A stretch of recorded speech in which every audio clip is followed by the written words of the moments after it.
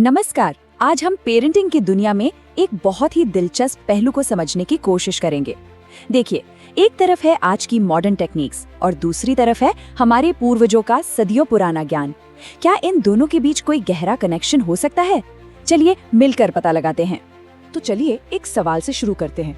आज के जमाने में हम जहाँ भी देखें पेरेंटिंग पर सलाह की जैसे बाढ़ सी आ गई है। किताबें, वीडियो, क्लासेस, सब कुछ।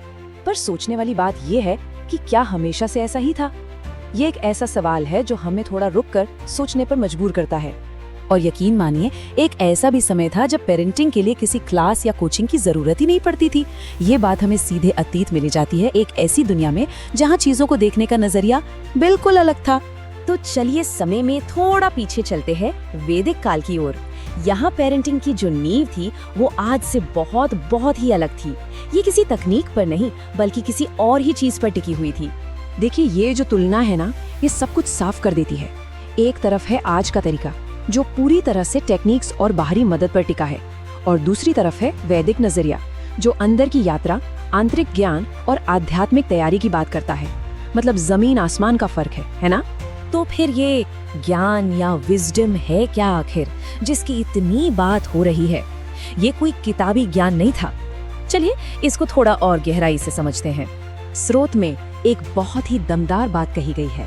वैदिक काल के अंदर कोई पेरेंटिंग की क्लास नहीं थी, लेकिन विजडम था। इस एक लाइन में ही सब कुछ छिपा है। उनके पास कुछ ऐसा था जो किसी भी क्लास या तकनीक से कहीं ज्यादा गहरा और शक्तिशाली था। इस संदर्भ में ज्ञान का मतलब सिर्फ जानकारी इकट्ठा करना नहीं था। नहीं, ये जीवन के उद्देश्य की एक बहुत गहरी, एक आंतरिक आध्यात्मिक समझ थी।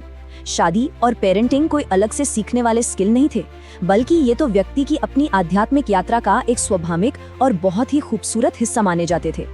तो फिर सवाल उठता है कि ये जो ज्ञान था, ये जीवन के सबसे जरूरी पड़ावों जैसे शादी और पेरेंटिंग पर लागू कैसे होता था?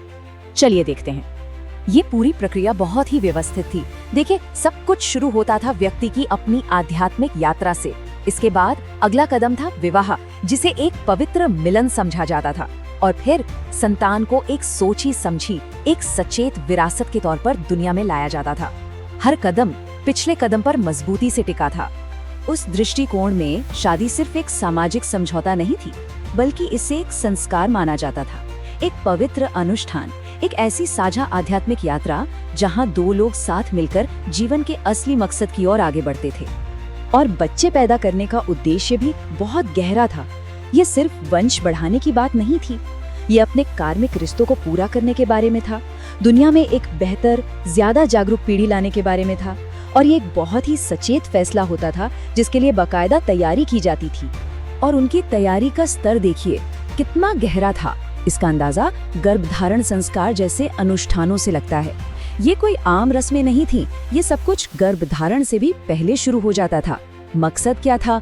मकसद था एक नई आत्मा के आगमन के लिए एक पवित्र, एक सकारात्मक माहौल तैयार करना, मानसिक, शारीरिक और आध्यात्मिक हर स्तर पर।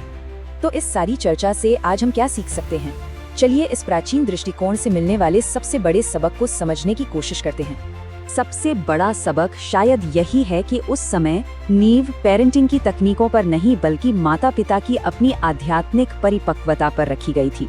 सोच ये थी कि अगर इंसान खुद अंदर से जागरूक और संतुलित है तो पेरेंटिंग स्वाभाविक रूप से सही दिशा में ही जाएगी। और ये हमें एक बहुत ही अहम सवाल पर लाकर छोड़ देता है। क्या आज के परिवारों के लिए नई नई तकनीकें सीखने के साथ साथ अपने अंदर उस प्राचीन ज्ञान को जगाने की तरफ मुड़ना ज्यादा फायदेमंद हो सकता है? इस पर जरूर सोचिएगा।